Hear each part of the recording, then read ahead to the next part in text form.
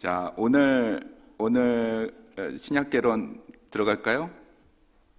자, 오늘은 7과입니다. 옥중서신과 목회서신 이렇게 보도록 하겠습니다. 질문부터 해야죠. 옥중서신은 총 4권이 있겠습니다. 어떤 서신일까요? 에베소서죠. 그 다음에 골로새서 있고요. 또 빌립보서 있고요. 마지막으로 저쪽에 빌레몬서가 있습니다. 그렇게 4권이 있습니다. 에베소서, 빌립보서, 골로새서, 그 다음에 빌레몬서 이렇게 4권 있겠고요. 저자는 누구일까요? 당연히 사도 바울이 되겠습니다. 사도 바울. 제가 가끔 사도 요한이라는 말도 쓰고 사도 바울이라는 말도 쓰는데 사도 한 다음에 자꾸만 머릿속에서는 바울이라고 하는데 요한이란 말이 나올 때가 있습니다. 사도 바울이 쓴 것입니다. 신학성서에서 목회에 도움이 되는 서신서 2권이 있습니다. 그 2권은 무엇일까요? 그렇죠? 디모데, 후배 목사인 디모데에게 전해주는 디모데 전후서가 있겠고요. 그 다음에 디도서가 있습니다. 그래서 이렇게 2권이 있겠습니다. 목회서신 2권의 저자도 사도 바울이 되겠습니다. 그렇죠?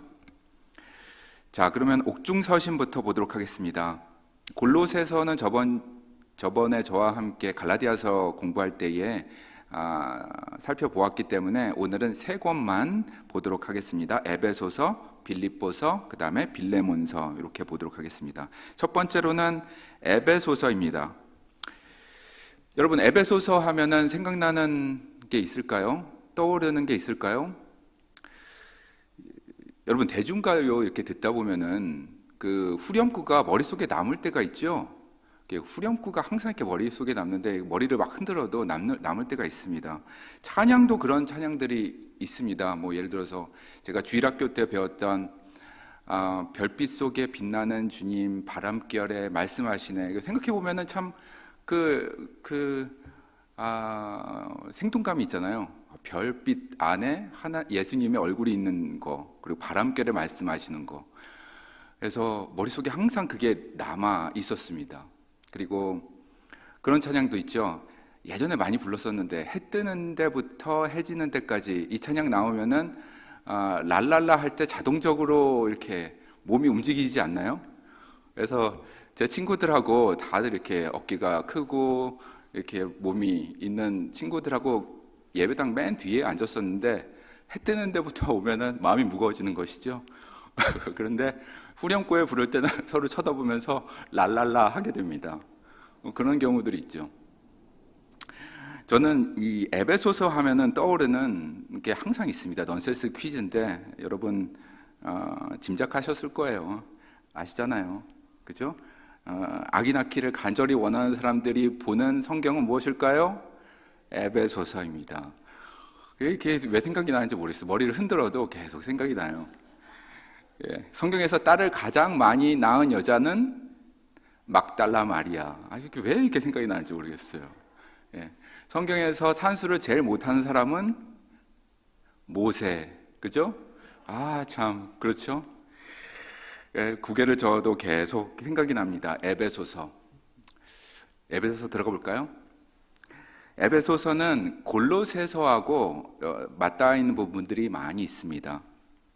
바울이 로마 감옥에 있을 때 쓴 책 에베소서가 있고 골로새서가 있는데 골로새라는 지역은 에베소에서 가깝기 때문에 에베소 교인들에게 보낸 에베소서 그리고 골로새 교인들에게 보낸 골로새서하고 비슷한 점이 많이 있습니다. 그래서 이 둘을 쌍둥이 서신이라고 부르기도 합니다. 에베소서 1장 1절 가서 보도록 하겠습니다. 1장 1절 다 같이 읽어볼까요? 하나님의 뜻으로 말미암아 그리스도 예수의 사도된 바울은 에베소에 있는 성도들과 그리스도 예수 안에 있는 신실한 자들에게 편지하노니. 아멘. 그리스도 예수 안에 있는 신실한 자들에게 편지하노니, 이런 말이 붙어 있네요. 여기 보니까는 에베소서가 다른 서신들과 좀 다른 점을 우리에게 가르쳐 주고 있습니다.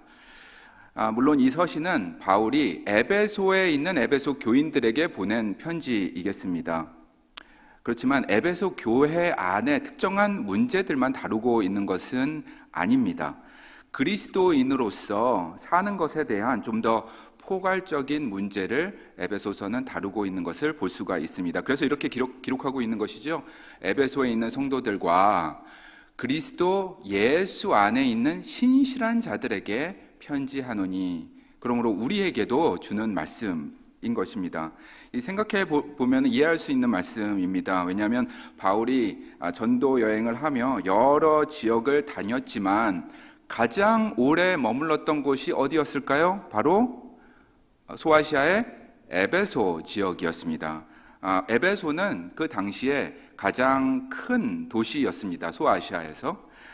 이곳에서 교회를 세웠고, 그리고 성령님의 임재하심을 성도들이 경험했었습니다. 그리고 바울은 이곳에서 3년간, 바울의 3차 전도 여행 기간에 3년간 머물면서 양육하고 전도하고 말씀을 전했습니다. 주후 52년부터 55년까지 그렇게 3년간 지냈습니다. 그러면서 이 에베소 교인들을 양육할 뿐만 아니라 이곳에서 가르침을 받은 그리스도인들이 에베소로부터 그 옆 동네로 옮겨가게 되는 것이죠. 오늘 아침에도 우리가 에베소 근처에 있는 교회들을 상고해 봤는데요. 새벽기도 때 요한계시록에 보면은 7개의 교회가 나옵니다. 그 7개의 교회는 에베소를 포함해서 다 그 소아시아 서쪽 부분에 있는 것을 알 수가 있습니다. 그래서 그리스도인들이 퍼져 나가서 복음을 전하고 교회를 세운 것을 우리가 볼 수 있습니다. 그 분들을 위해서 향해서 서신을 쓴 것입니다. 에베소서 1장 22절도 스크린 보면서 같이 한번 읽어볼까요? 22절입니다. 시작. 또 만물을 그의 발 아래에 복종하게 하시고 그를 만물 위에 교회의 머리로 삼으셨느니라. 교회는 그의 몸이니 만물 안에서 만물을 충만하게 하시는 이의 충만함이니라. 아멘. 여기에 보면은 교회가 무엇인지 알려주고 있습니다. 교회란, 교회의 정의를 우리에게 보여주고 있습니다. 교회는 그리스도의 몸이다. 그리고 교회의 머리는 그리스도시라라는 것입니다. 그리스도 중심성을 보여주고 있습니다. Christ-centered, 그런 말이죠. 그리스도의 중심성. 교회론을 우리에게 가르쳐주고 있는 서신서라면 에베소서이겠습니다. 제가 목회하면서 결혼식 주례를 몇 번 해보았습니다. 결혼식 주례 할 때 이 본문을 에베소서로 계속 하게 되더라고요. 특히 에베소서 5장 보면은 그 교회에 대한 이야기들이 있는데 신부하고 신랑 앞에서 그런 얘기들을 하는 것이죠. 아내는 남편에게 어떻게 해야 되는가, 그리고 남편은 아내에게 어떻게 해야 되는가. 특별히 남편들에게 제가 하는 말은 에베소서 5장 25절입니다. 이런 말 하죠. 남편들아, 아내 사랑하기를 그리스도께서 누구를 사랑하시고?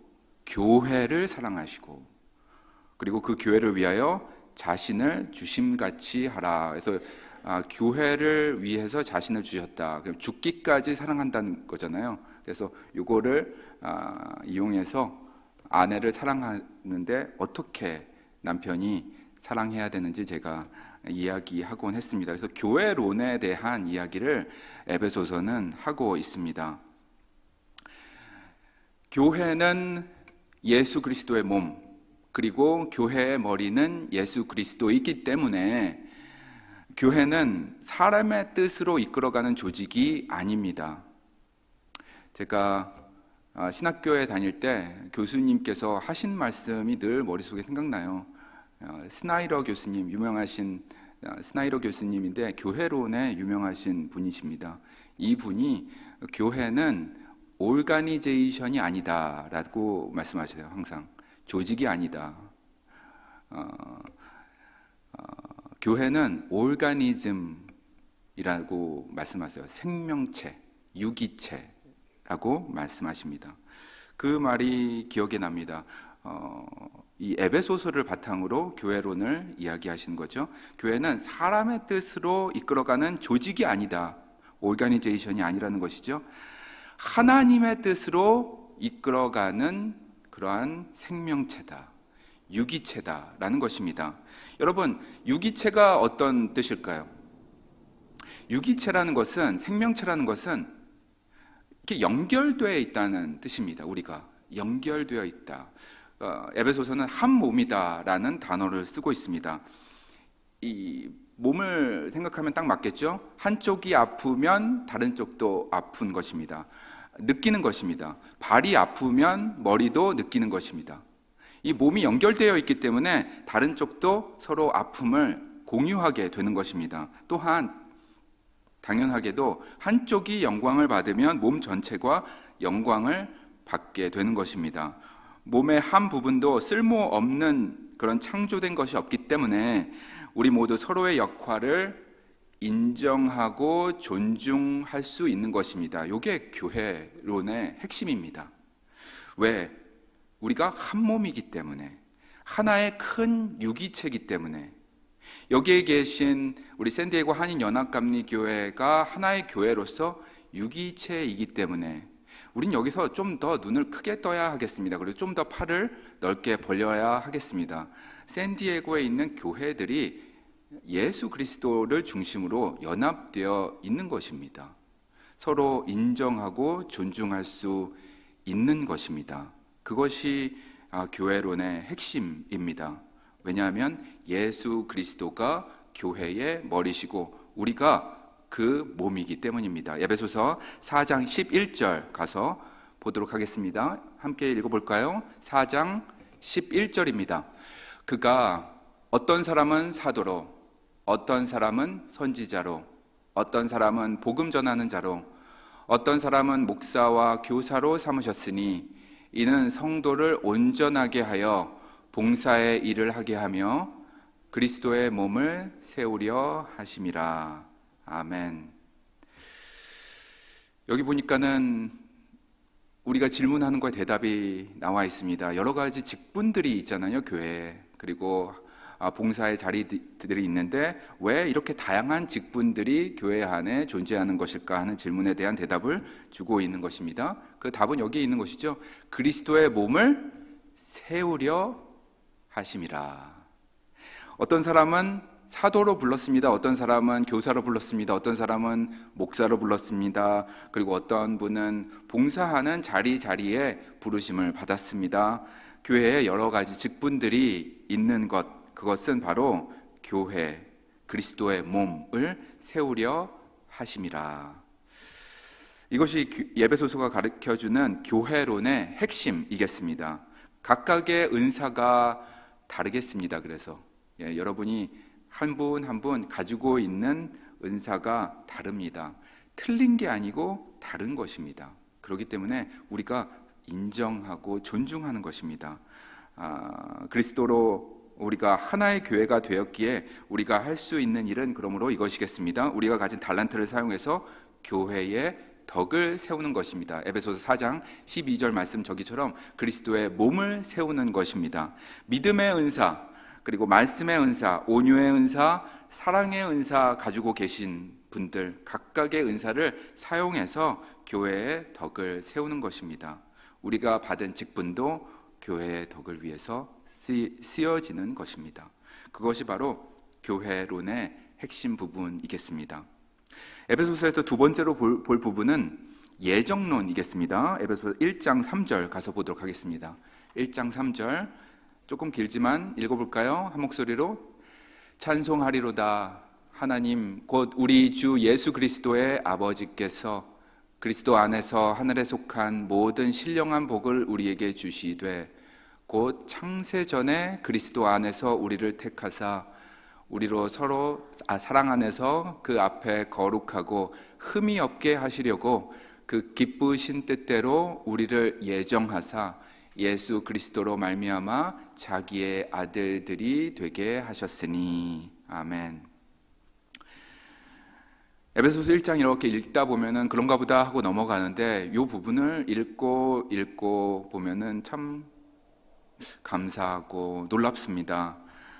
하나님께서 우리를 하나님의 자녀가 되도록 이미 예정해 놓으셨다는 말씀입니다. 언제 예정하셨다고요? 창세 전에 예정하셨다는 것입니다.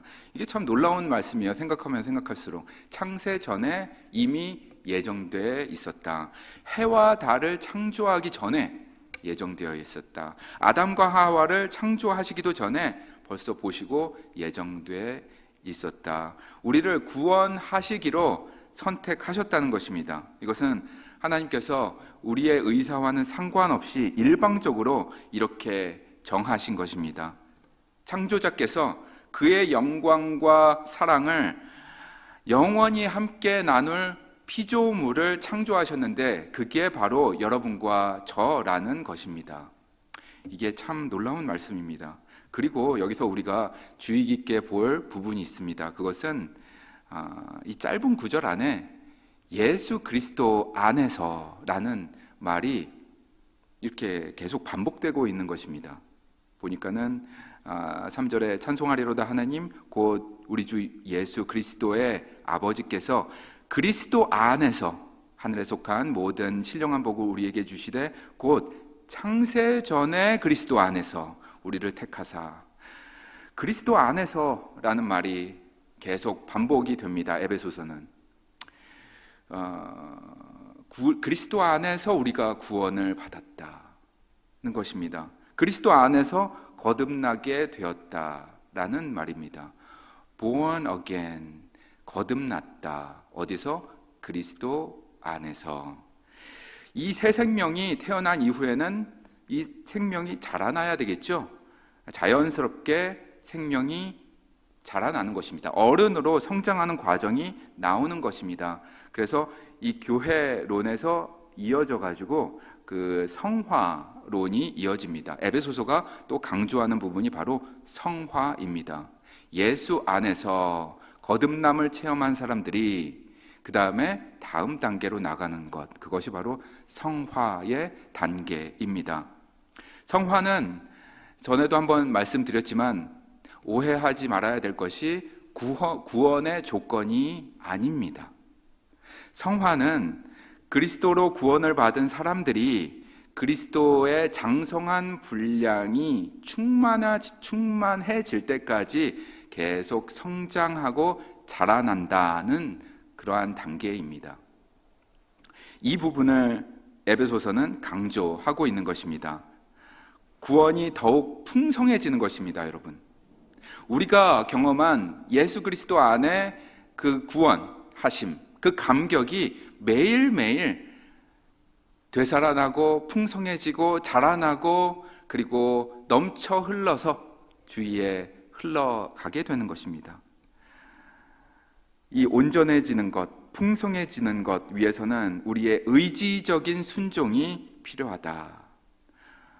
우리 자신의 구원을 완성하는 성화의 과정이 당연히 이어지는 것이다 라고 에베소서는 우리에게 알려주고 있습니다. 이것이 바로 행위입니다. 이것이 바로 선한 행위입니다. 이것이 바로 선한 영향력이라고 표현되기도 합니다. 제가 제일 초반에 설교했던 거 기억나시나 모르겠는데 그리스도의 향기라는 말을 했었는데요. 그리스도의 향기라고 표현할 수 있겠습니다. 구원 얻은 사람들이 당연히 나아가야 할 다음 단계, 그것이 바로 성화의 단계이겠습니다. 그것을 알려주는 것이 이 에베소서이겠습니다. 이렇게 같이 살펴본 바와 같이 에베소서는 구원론과 교회론을 알려주고 있습니다. 이신층의 믿음으로 말미암아 구원에 이르고 성령을 받은 성도들이 그 다음 단계로 성화의 단계로 나아가면서 그리스도의 장성한 분량으로 나아가는 것이 매우 자연스러운 일이다라는 것을 설명해 주는 서신 에베소서입니다. 그래서 숙제는 6장밖에 안 되거든요.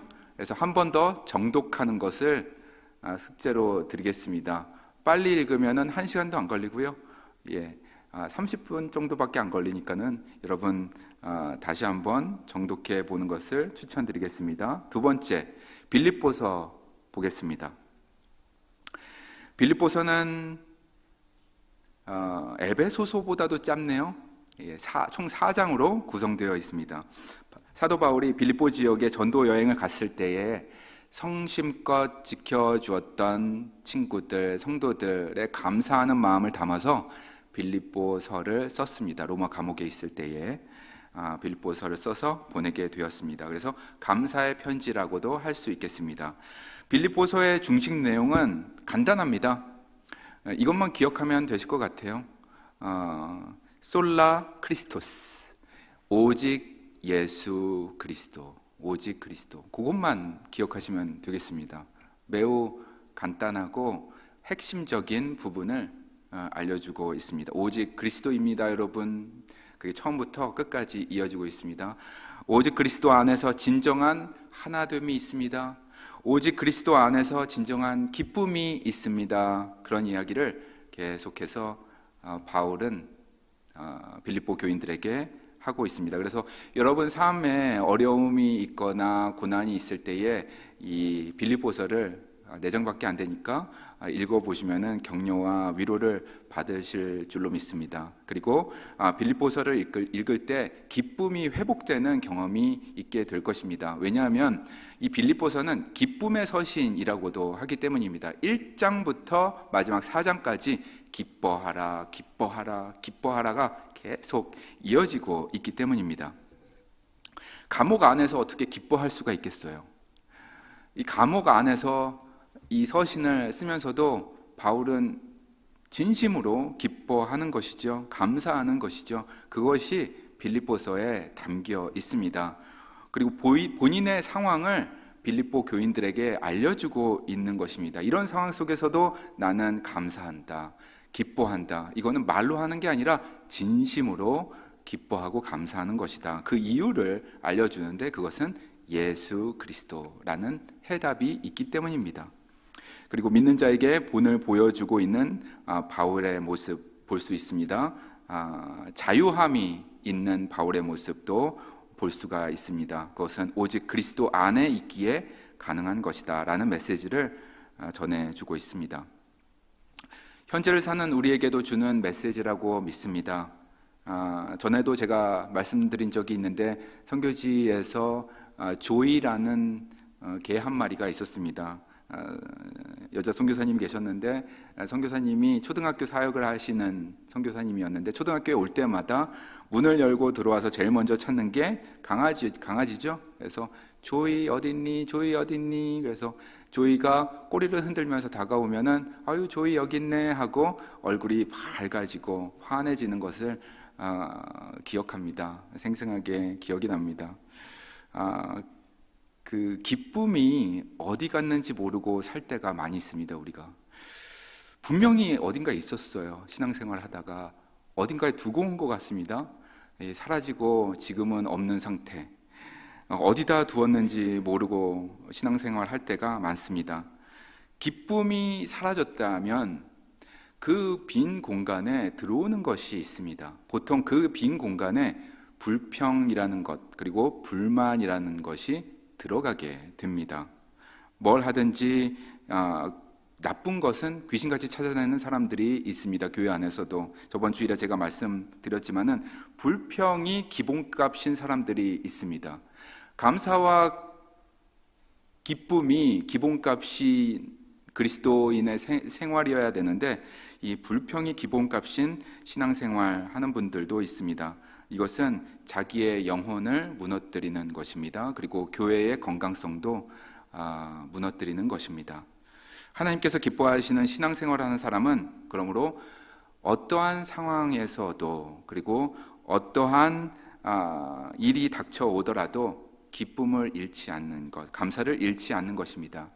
우리가 주일에 데살로니가 전서 5장 16절 18절 말씀을 암송해 보았는데 비슷한 말씀이 빌립보서에도 있네요. 기뻐하라는 말씀 빌립보서 2장 17절 말씀 우리 한 목소리로 읽도록 하겠습니다.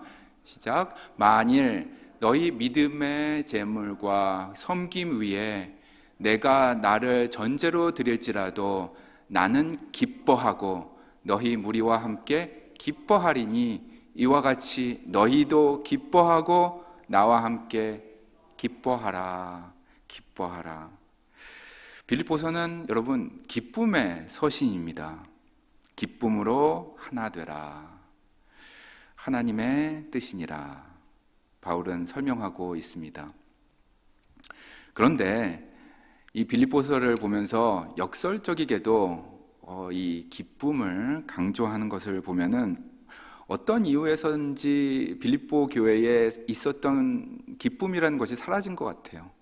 그래서 기쁨을 강조하고 있습니다. 어떤 이유인지는 제가 잘 모르겠습니다. 다툼이 있었던 것 같지요. 교회 안에 기쁨이 사라지고 불평, 불만이 생기게 된 어떤 사건이 있었던 것 같습니다. 추측하기는 두 여자 성도가 갈등을 빚고 있는 것이 아닌가 하는 생각이 듭니다. 이 빌립보서 4장에 보니까는 이름이 특이하게 기록되어 있는데 순두계라는 여성과 그 다음에 유오디아라는 성도 여성의 이름이 기록되어 있는 것을 보게 됩니다. 그래서 이것을 보면은 그렇게 권면하고 있잖아요. 바울이 주 안에서 같은 마음을 품으라 하고 두 사람에게 권면하고 있는 것을 보게 됩니다. 그래서 두 분이 교회 안에서 갈등을 일으키는 것이 아닌가, 그리고 두 분을 따르는 어떤 그룹들이 양쪽으로 나뉘어 있는 것이 아닌가 하는 생각이 듭니다. 그리고 또 한 가지는 빌립보 교회를 분열시키는 요인이 있었습니다. 다른 교회들과 마찬가지로 이단이 들어왔습니다. 그 이단은 우리가 그동안 보아왔던 유대주의자들이었습니다. 복음의 핵심을 왜곡시키는 자들이 교회에 들어와서 이 사람들의 마음을 미혹하게 했습니다. 행위를 강조했습니다. 구원에 우리의 행위가 있어야 한다. 믿음도 좋다, 믿음도 있어야 되지만 행위도 있어야 된다 하면서 행위 중에서 요거는 꼭 합시다 하고 권면하는 것들이 있었습니다. 그게 뭐냐면은 할례입니다. 할례. 다른 거 다 양보해도 할례는 합시다. 이렇게 하는 것이죠. 그래서 여러분이 기독교인이 되기 위해서는 우선은 할례부터 하고 유대인이 된 다음에 그 다음에 기독교인이 됩시다. 이렇게 이야기하는 그래서 마음을 흔들게 만드는 그러한 그룹들이 교회 안에 들어왔습니다. 이 복음의 그 순수성, 믿음으로 말미암아 의롭게 된다는 그 구원론을 흔드는 이런 사람들에 대해서 바울은 분노했습니다. 교회의 순수성을 해치는 그런 사람들이었습니다. 이런 분열상이 당시 빌립보 교회 안에 나타나고 있었기 때문에 사도 바울은 그 해결책으로 단순히 가길 원했던 것이죠. 그래서 솔라 크리스토스, 오직 예수 그리스도, 예수 그리스도 중심의 교회론을 설명했습니다. 그래서 예수의 마음을 품으라. 예수의 마음 품게 된다면 문제가 해결될 것이다. 예수 안에서 하나가 되어야 한다. 불평, 불만에 기반한 교회의 분열은 하나님이 기뻐하지 않는다. 그리고 기쁨이 회복되어야 한다. 이런 말을 계속 권면하고 있습니다. 빌립보서 2장 5절 말씀 같이 한번 읽어볼까요? 너희 안에 이 마음을 품으라. 곧 그리스도 예수의 마음이니.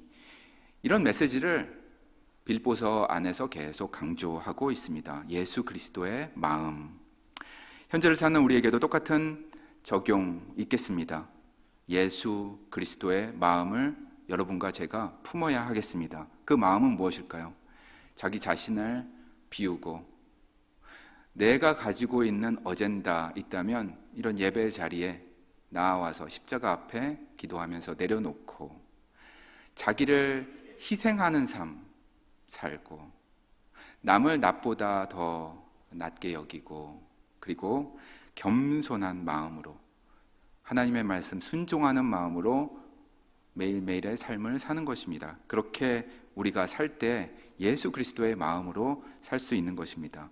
교회 안에서 신앙생활 할 때 우리 안에 이런 생명의 역사가 일어날 것입니다. 그리고 행위, 선한 행위, 선한 영향력, 그리스도의 향기, 은혜의 향기, 사랑의 꽃이 피는 그러한 삶을 살 수 있을 줄로 믿습니다. 여러분의 삶에 하나님의 은혜, 축복이 있기를 간절히 소원합니다. 세 번째로는 빌레몬서 보도록 하겠습니다.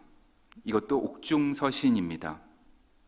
빌레몬서는 빌립보서보다도 간단한 서신입니다. 한 장으로 구성되어 있습니다. 서신서 중에 가장 간결한 글입니다. 편지라기보다는 엽서에 가깝다고 할 수 있겠습니다. 빌레몬서는 이 친밀함을 강조하는 그런 말들이 많이 기록되어 있습니다. 빌레몬이라는 사람이 있고요. 그 다음에 빌레몬이라는 사람의 집에 있던 종이 하나 있었습니다. 그 사람의 이름은 오네시모가 있었습니다. 오네시모는 빌레몬의 종이었는데 뭔가를 훔친 것 같아요. 뭔가 잘못을 했어요. 그리고 도망쳐 나왔습니다. 집에서 도망쳐 나왔습니다. 그래서 흘러 도망가다가 로마까지 달아나게 되었는데, 그곳에서 놀랍게도 그리고 우연찮게도 하나님의 섭리 안에서 바울을 만났습니다. 바울 사도를 만나서 예수 그리스도의 복음을 듣고 믿게 되었습니다. 여러분, 당시에는 노예 제도가 있던 때였습니다. 전쟁을 통해서 부와 권력을 누리던 사람들이 있었습니다. 그래서 전쟁을 통해 얻어온 그 사람들을 잡아다가 노예로 부리는 것이 일상이었습니다. 당연한 것이었습니다. 시스템이었습니다. 이런 사회에 있었기 때문에 오네시모가 종으로 살았던 것이었습니다. 로마에서 바울을 만난 것이죠. 그리고 주님을 영접한 후에 오네시모는 구원을 얻은 사람들이 다음 단계로 나아가는 그 성화의 단계에 나가게 되었습니다. 그렇죠? 당연한 것이죠. 그게 그리스도의 장성한 분량에까지 이르는 그런 단계였습니다. 그 단계 안에서, 성화의 단계 안에서 이 오늘 빌레몬서가 기록되어 있는 것입니다, 여러분. 이번에는 관계가 서먹서먹해진 그 자신의 주인 빌레몬이 본인을 어떻게 생각할지 모르겠어요. 그렇지만은 만나고 싶지 않았을 것 같아요. 그렇죠? 도망쳐 나왔기 때문입니다. 무언가를 훔쳐 나오지 않았을까 예상되는데, 잘못을 했기 때문에 그 주인에게 다시 돌아간다는 것은 참 쉽지 않은 일일 것입니다. 다시 돌아간다는 것은 여러분 무슨 뜻일까요? 용서를 구한다는 뜻이죠. 내가 꼭 용서를 구해야 될까? 빌레몬에게 가서 나는 이미 구원을 받았는데, 나는 이미 괜찮은데 굳이 그것을 해야 될까? 사도 바울은 해야 된다고 말하고 있습니다. 이를 위해서 빌레몬에게 오네시모를 용서해 주라는 편지를 쓰는 것이죠. 그게 빌레몬서입니다. 그리고 짧은 글이지만 이 편지를 쓰고 빌레몬서 손에 쥐어져서 가서 전해주고 용서를 빌어라, 이렇게 이야기를 하는 것이죠. 바울의 마음이 어땠을까요? 바울의 마음도 가볍지는 않았을 것 같아요. 그죠? 그래서 그런 배경을 가지고 빌레몬서 짧은데요, 1장 10절부터 같이 한번 읽어보도록 하겠습니다. 오늘 성경 말씀은 빌레몬서 1장 10절부터는 현대인의 성경 버전으로 읽도록 하겠습니다. 바울의 마음 한번 느껴볼까요? 자, 읽겠습니다. 다 같이. 나 바울은 갇힌 중에 얻은 믿음의 아들 오네시모를 위해 그대에게 부탁합니다. 그가 전에는 그대에게 쓸모없는 사람이었으나 이제는 그대와 나에게 필요한 사람이 되었습니다. 그래서 내 심장과 같은 그를 그대에게 돌려보냅니다. 여러분, 마음이 좀 느껴지시죠? 이 정중하게 바울이 빌레몬에게 권면하고 있습니다. 빌레몬, 나의 형제여, 이 사람 오네시모 다시 받아주시오. 만일 나 바울을 친구로 여긴다면 오네시모를 부디 반갑게 맞아 주시기를 바랍니다. 그리고 그를 용서해 주시기 바랍니다. 만일 이런 말도 기록되어 있더라고요. 만일 손해를 끼쳤거나 빚진 것이 있다면, 그죠? 뭔가를 훔친 것 같아요. 손해를 끼쳤거나 빚진 것이 있다면 나에게 청구하시오. 내가 갚도록 하겠습니다. 바울이 이런 말까지 하게 됩니다. 그리고 여기 12절에 보니까 내 심장 같은 글을 그대에게 돌려보냅니다 라고 그렇게 편지에 기록하고 있습니다. 짧은 엽서 같은 짧은 글이지만 여러 가지로 배울 수 있는 부분이 있겠습니다. 사랑의 표현이 담겨 있습니다. 바울의 사랑의 표현, 오네시모를 향한 사랑의 표현, 그리고 그리스도인으로서의 참 정중함이 이 편지 안에 담겨 있습니다. 그리고 남을 위하는 마음도 담겨 있습니다. 오네시모를 위하는 마음, 또 친구인 빌레몬을 위하는 마음도 담겨 있습니다. 그리고 복음을 듣고 믿어서 구원을 얻은 사람이 그 다음 단계인 성화의 단계에 어떤 일을 하고 살아야 하는지, 그런 것도 깨달음도 우리에게 보여주고 있습니다. 구원을 받고 나는 됐다, 나는 용서 받았기 때문에 사람의 용서 더 이상 필요하지 않는다, 그렇게 생각하고 산다면 너무 이기적인 것 같아요. 사람들과의 관계를 푸는 것, 그것도 중요한 일입니다, 여러분. 오늘 빌레몬서를 통해서 우리가 배우는 부분이겠습니다. 성화의 단계, 곧 그리스도인으로서 어떻게 살아야 하는가에 대한 질문의 답을 주고 있는 책이 되겠습니다. 겸손, 낮아짐, 그리고 한 발짝 더 나아가서 관계의 회복, 그리고 정말 하나님이 기뻐하시는 용서, 화해, 이러한 삶의 아름다운 열매들이 우리 그리스도인들 안에 있어야 하겠습니다. 마지막으로 목회서신 살펴보도록 하겠습니다. 목회서신은 두 개의 서신이 있겠습니다. 디모데 전후서와 디도서입니다. 목회서신은 사도 바울이 후배 목회자들에게 목회적인 조언을 주는 것입니다. 옥중서신들이 바울의 그 구원론, 교회론에 집중하고 있다면, 목회서신은 목회를 하는 사람들에게 도움을 주는 말들이 많이 기록되어 있습니다. 실질적으로 도움이 되는 말들이 기록되어 있습니다. 바울의 지혜, 그리고 바울의 경험들이 녹아있는 그러한 서신서입니다. 디모데 전후서, 그 다음에 디도서 있겠습니다. 예를 들어서 교인들을 잘 양육시키는 방식이 어떤 것인지, 그리고 교회 안에서 질서를 세우는 것이 어떤 것인지, 이단이 들어오고 교회가 흔들릴 때 어떻게 중심을 잡아야 하는지, 이러한 실질적인 조언들이 담겨져 있습니다. 그래서 제가 더 자주 읽어야 될 책인 것 같아요. 그죠? 건전한 교리를 알려주는 것이기 때문에 우리 모두에게 필요한 말씀이라고 저는 믿습니다. 첫 번째로 주시는 말씀은 교리에 대한 말씀입니다. 올바른 교리, 건전한 교리가 무엇인지 우리에게 보여주고 있습니다. 디모데 후서 1장 13절 말씀 가서 보도록 하겠습니다. 너는 그리스도 예수 안에 있는 믿음과 사랑으로서 내게 들은 바 바른 말을 본받아 지키고 우리 안에 거하시는 성령으로 말미암아 내게 부탁한 아름다운 것을 지키라. 아멘. 바른 말과 아름다운 것을 지키라. 믿는 자에게 본이 되라 하고 디모데에게 권면하는 것을 보게 됩니다. 어디 위에서? 건전한 말씀, 그 건전한 교리 위에서 선한 것을 지키며 살아라 하고 당부하고 있습니다. 이 건전한 교리를 디모데 전후서에 보면 계속 가르치고 있는데, 우리가 짐작하는 부분이 있습니다. 왜 이렇게 바울은 이것을 강조하는 것인가?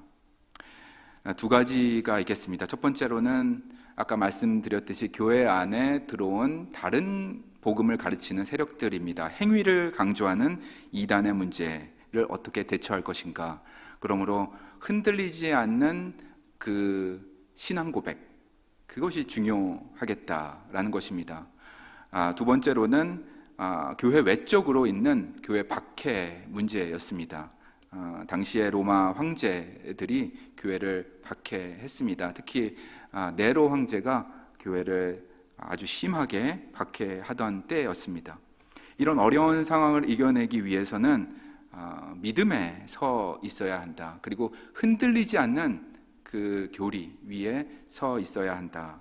그러면서 이제 점차적으로 만들어진 것이 초대교회부터 점차적으로 이렇게 발전되어 만들어진 것이 구체적인 예로 사도신경이 되겠습니다. 예수님께서 부활 승천하신 이후에 제자들이 동서사방으로 흩어져서 복음을 전파했습니다. 그런데 그 당시에는 비행기도 없고 만나려면 너무 어렵잖아요. 서신 교환도 너무나 어렵고. 그래서 각각의 지역에서 복음을 선포하고 전할 때에 다른 내용을 전하면 안 되기 때문에, 그렇게 된다면 교회가 흔들리는 것이죠. 아니, 저 서쪽에서는 이렇게 말씀하시던데요, 동쪽에서는 이렇게 말씀하시던데요. 이러면은 교회가 흔들리기 때문에 교회가 분열되는 것을 막기 위해서 복음의 핵심적인 내용을 정리하고 짧고 아주 굵게 해서 발전시켜서 사도신경으로 자리 잡게 되었습니다. 그런데 이 사도신경을 보면은 처음 만들어지게 된 이유가 다름 아닌 이단 때문에 만들어졌습니다. 이들은 하나님을 이름은 부르지만 전능하지 않다라는 그러한 이단도 있었습니다. 로마에 있던 많은 신들, 그리고 그리스의 신들을 바라보고 살았던 사람들은 하나님은 전능하지는 않는다라는 말을 늘상 했던 것이죠. 그리고 또 천지를 창조하신 분은 있겠지만 그분을 우리가 아버지라고 어떻게 부를 수가 있겠는가? 그래서 하나님과 우리와의 관계는 신과 인간일 뿐이다라고 가르치는 그러한 이단도 있었습니다. 그래서 사도신경에 우리가 한 단어 한 단어를 보게 된다면은 깊은 교리가 들어있는 것을 볼 수가 있습니다. 작은 글씨로 우리 사도신경 써 있는데요, 우리의 신앙의 기초를 잡아주는 것, 이 사도신경, 거기에 전능하신 하나님이라는 단어도 있고요, 그리고 아버지라는 단어도 있고요, 그리고 죄의 용서, 동정녀 마리아에게서 나신 부분이 다 담겨 있습니다. 다시 오실 그분에 대한 이야기도 담겨 있습니다. 그 많은 교리, 중요한 그 건강한 교리들을 한 곳에 다 이렇게 담겨 있는 것이 놀라울 따름입니다, 여러분. 우리 한 목소리로 다시 한번 읽어볼까요? 자, 신앙 고백 하도록 하겠습니다. 나는 전능하신 아버지 하나님, 천지의 창조주를 믿습니다. 나는 그의 유일하신 아들, 우리 주 예수 그리스도를 믿습니다. 그는 성령으로 잉태되어 동정녀 마리아에게서 나시고 본디오 빌라도에게 고난을 받아 십자가에 못 박혀 죽으시고 장사된 지 사흘 만에 죽은 자 가운데서 다시 살아나셨으며 하늘에 오르시어 전능하신 하나님 우편에 앉아 계시다가 거기로부터 살아있는 자와 죽은 자를 심판하러 오십니다. 나는 성령을 믿으며 거룩한 공교회와 성도의 교제와 죄를 용서받는 것과 몸의 부활과 영생을 믿습니다. 아멘. 아멘. 두 번째로 목회 서신에서 강조하고 있는 것은 영적인 훈련의 중요성입니다. 디모데 전서 4장 7절 가서 보도록 하겠습니다. 디모데 전서 4장 7절 한 목소리로 읽겠습니다. 망령되고 허탄한 신화를 버리고 경건에 이르도록 내 자신을 연단하라. 육체의 연단은 약간의 유익이 있으나 경건은 범사에 유익하니 금생과 내생에 약속이 있느니라. 아멘. 이 말씀은 디모데에게 주신 말씀이지만, 후배 목회자에게 주는 말씀이지만, 저는 우리 모두에게 주는 말씀이라고 믿습니다. 이 경건에 이르도록 내 자신을 연단하라. 계속해서 훈련하라. 영적 훈련하라. 오늘 우리 트리니티 성경 공부가 그런 과정이라고 저는 믿습니다. 계속해서 연단하라. 말씀을 사모하라. 말씀 공부하라. 그리고 하나님의 뜻을 더 알아가라. 그리고 삶에 적용하라. 이것은 금생, 지금의 생애에 중요한 것뿐만 아니라 내 생에 약속이 있기 때문이다 라는 것이죠. 그래서 성경을 읽는 것도 중요하겠고, 또 성경 공부 모임 찾아서 가는 것도 중요하겠고, 트리니티 모임 물론 중요하겠고, 그리고 이 트리니티 모임 준비하면서 성경 읽고 그 다음에 호목도 하고 그 다음에 시험도 보고 그런 것도 중요하겠습니다. 다 영적 훈련입니다. 무엇을 위해서? 여러분의 금생과 내생의 약속이 있기 때문입니다. 여러분을 위한 것입니다. 생명의 삶도 있고요, 그죠? 그리고 오늘의 양식도 뒤에 준비되어 있습니다. 여러분 매일매일 하나씩 봐가면서 성경 찾아가면서 신앙생활 하면은 참 좋겠습니다. 그 외에도 여러 가지 묵상 자료집이 많이 있습니다. 시간이 되는 대로, 여건이 되는 대로 찾아서 영성 훈련을 계속하면 참 좋겠습니다. 훈련의 중요성을 이야기할 때 저는 이 일화가 생각이 납니다. 권투 선수 중에, 여러분 권투 좋아하시나요? 예전에는 권투가 유명하고 그리고 사람들이 상당히 많이 보고 그랬었는데요. 권투 선수 중에 헤비급 챔피언이었던 90년대죠. 제가 그래서 90년대에는 권투를 참 좋아했습니다. 에반더 홀리필드라는 사람이 있었어요. 기억나시나요? 홀리필드. 예, 헤비급 챔피언이었습니다. 90년대에. 마이크 타이슨 기억나시죠? 마이크 타이슨 아시죠? 마이크 타이슨이 KO로 모든 사람을 다 했는데 막판에 한 번 KO 패를 당한 사람이 바로 에반더 홀리필드였습니다. 이름에 홀리필드가 들어간 거 보면은 그 집안의 내력을 알겠죠. 홀리필드. 예, 그래서 교회에서는 전도사였습니다. 예, 그러한 믿음의 사람이었습니다. 그리고 또 헤비급 챔피언이 있는데 이분도 유명하죠. 조지 포먼이라는 사람이 있었습니다. 기억나시죠? 조지 포먼도 장난 아니죠. 헤비급 챔피언인데 통합 챔피언이었어요. 그 교회를 열심히 다니던 분이셨습니다. 이분도. 그리고 나중에 목사가 되셨습니다. 지금은 목회를 하고 계십니다. 90년대 중반이었죠.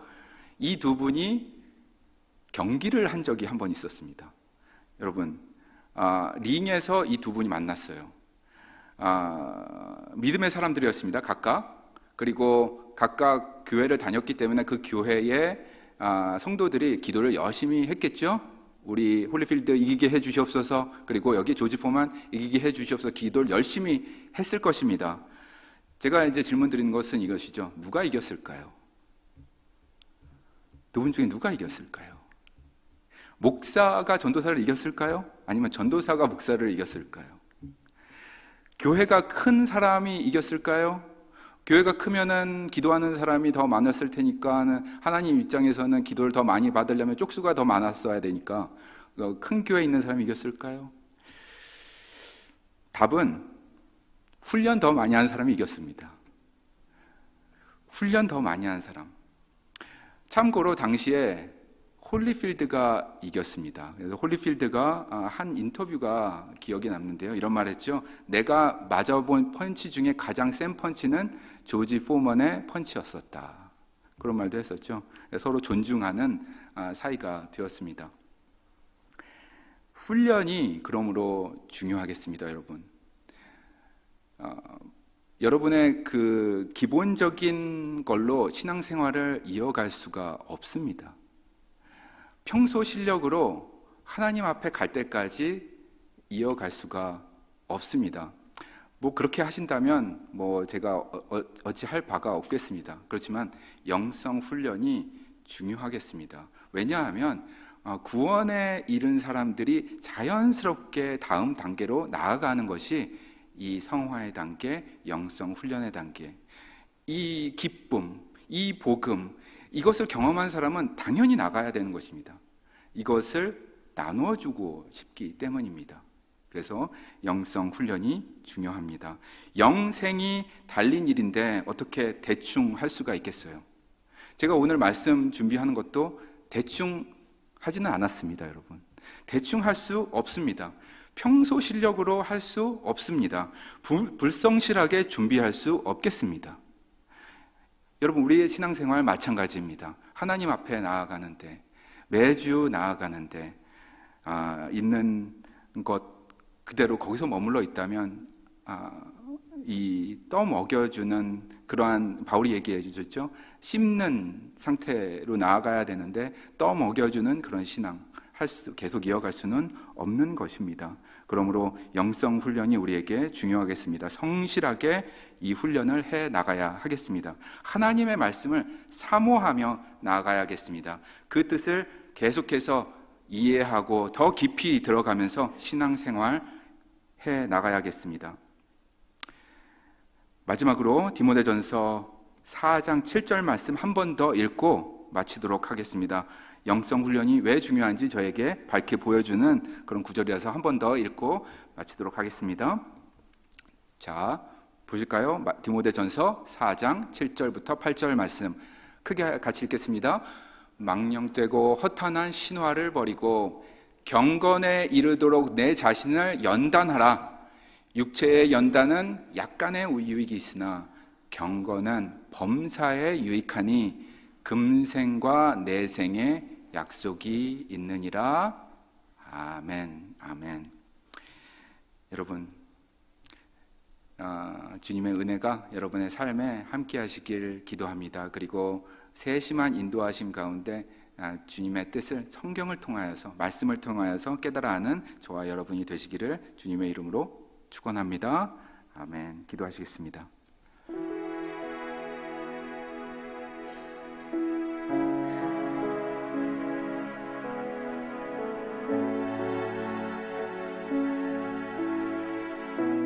거룩하신 하나님, 오늘 주님의 말씀 통하여서 주님의 뜻을 헤아려 알게 하시니 감사합니다. 저희에게 주신 연단의 말씀, 권면의 말씀, 칭찬의 말씀, 기쁨의 권면의 말씀, 모든 것이 우리를 위한 것임을 알게 됩니다. 저희 트리니티 성경 공부를 통해 저희의 이성을 깨워주심 감사합니다. 그리스도께서 교회의 머리 되심을 고백하게 하심 감사합니다. 또한 우리가 몸된 교회로서 하나된 유기체임을 알게 하심을 감사합니다. 서로 인정하고 존중하고 손잡고 나아가는 믿음의 공동체, 사랑의 공동체 되게 하여 주시옵소서. 우리 교회 건물 안에서 일어나는 일뿐만 아니라 나아가 믿음의 사람들 앞에서 본이 되는 자들로 세워주시옵소서. 그럴 때에 믿지 않는 자들 앞에서도 본이 될 줄로 믿습니다. 우리 각자의 주신 성령의 은사를 깨달아 알게 하여 주시옵소서.